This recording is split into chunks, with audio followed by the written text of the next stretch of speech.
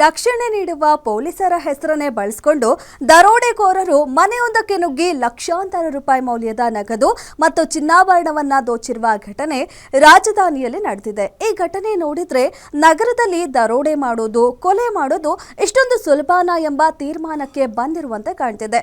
ಎಲ್ಲಿ ಏನಾಯ್ತು, ಹೇಗಾಯ್ತು ಎಂಬುದರ ಕಂಪ್ಲೀಟ್ ರಿಪೋರ್ಟ್ ಇಲ್ಲಿದೆ ನೋಡಿ. ಪೊಲೀಸರ ಸೋಗಲ್ಲಿ ಉದ್ಯಮಿ ಮನೆ ದರೋಡೆ, 70 ಲಕ್ಷ ನಗದು, ಅರ್ಧ ಕೆಜಿ ಚಿನ್ನಾಭರಣ ಲೂಟಿ. ಪೊಲೀಸರ ಹೆಸರಲ್ಲಿ ಮನೆಗೆ ಎಂಟ್ರಿ ಕೊಟ್ಟ ಗ್ಯಾಂಗ್ ಒಂದು ರಿಯಲ್ ಎಸ್ಟೇಟ್ ಉದ್ಯಮಿ ಮನೆಯಿಂದ ಬರೋಬ್ಬರಿ 70 ಲಕ್ಷ ರೂಪಾಯಿ ನಗದು ಮತ್ತು ಸುಮಾರು ಅರ್ಧ ಕೆಜಿ ಚಿನ್ನಾಭರಣಗಳನ್ನ ದೋಚಿ ಪರಾರಿಯಾಗಿರುವ ಘಟನೆ ಬೆಂಗಳೂರಿನ ಬ್ಯಾಡರಹಳ್ಳಿ ಪೊಲೀಸ್ ಠಾಣಾ ವ್ಯಾಪ್ತಿಯ ಬಿಇಎಲ್ ಲೇಔಟ್ನಲ್ಲಿ ನಡೆದಿದೆ. ಪೊಲೀಸ್ ವೇಷದಲ್ಲಿದ್ದ 4 ಮಂದಿಯ ತಂಡ ನಿನ್ನೆ ಬಿಇಎಲ್ ಬಡಾವಣೆಯ ಹೊಂಬಾಳೆಗೌಡರ ಮನೆಗೆ ಬಂದು ನಿಮ್ಮ ಮನೆ ಕಡೆ ಕಳ್ಳರು ಬಂದಿದ್ದಾರೆ, ಸಿಸಿಟಿವಿ ಚೆಕ್ ಮಾಡಬೇಕು ಅಂತ ಹೇಳಿ ಮನೆ ಒಳಗೆ ಬಂದು ಮನೆ ಮಾಲೀಕರಿಗೆ ಗನ್ ಮತ್ತು ಚಾಕು ತೋರಿಸಿ ದರೋಡೆ ಮಾಡಿದ್ದಾರೆ. ಇನ್ನು ಆಗುತ್ತಕರು ತಾವು ಯಲಹಂಕ ಠಾಣೆಯಿಂದ ಬಂದಿದ್ದೇವೆ ಎಂದು ತಿಳಿಸಿ ಬ್ಯಾಗ್ ಮತ್ತು ಡೈರಿಯನ್ನ ಹಿಡಿದು ಬಂದಿದ್ರು. ಹೀಗಾಗಿ ಆರಂಭದಲ್ಲಿ ಮನೆಯವರು ಆರೋಪಿಗಳ ಮಾತು ನಂಬಿದ್ರು. ನಂತರ ಮನೆ ಮಾಲೀಕ ಹೊಂಬಾಳೆಗೌಡ ಅವರ ಪತ್ನಿ ಮಂಗಳಮ್ಮ ಮನೆಯ ಒಳಗೆ ಬಿಟ್ಟುಕೊಂಡ್ರು. ಮೊದಲಿಗೆ ಚಾಕು ತೋರಿಸಿ ಕುಟುಂಬವನ್ನ ಲಾಕ್ ಮಾಡಿದ್ರು. ನಂತರ ಹೊಂಬಾಳೆಗೌಡ ಮತ್ತು ಮಂಗಳಮ್ಮ ಅವರಿಗೆ ಕಿರುಚದಂತೆ ಆಜ್ಞೆ ಮಾಡಿ ಬಾಯಿಗೆ ಟೇಪ್ನಿಂದ ಸುತ್ತಿದ್ದಾರೆ.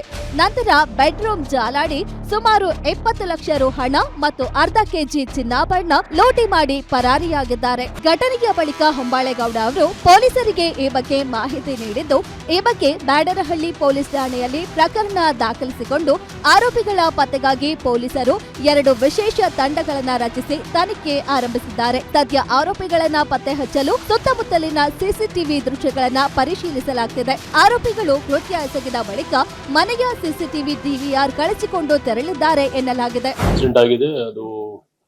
ಅದರಲ್ಲಿ ನಮ್ಮ ಪೊಲೀಸ್ ಯೂನಿಫಾರ್ಮ್ ಹಾಕೊಂಡು ಬಂದಿರೋ ಅದರ ಬಗ್ಗೆ ಕೆಲವು ಕ್ಲೂಸ್ ಇದೆ ನಮ್ಮ ಹತ್ರ. ಅದು ಬಹಳ ಸೀರಿಯಸ್ ಇನ್ಸಿಡೆಂಟ್ ಇದೆ, ಇಂದ ಆಗಬಾರ್ದಾಯ್ತು. ನಮ್ಮ ಡಿಸಿಪಿ ಮತ್ತು ಜಾಯಿಂಟ್ ಕಮಿಷನರ್ ಅವರು ಖುದ್ದಾಗಿ ಪರಿಶೀಲನೆ ಮಾಡಿ ನಾವು ಹಿಡಿತೀವಿ. ಕೆಲವು ಕ್ಲೂಸ್ ಸಿಕ್ಕಿದೆ, ಹಿಡಿತೀವಿ.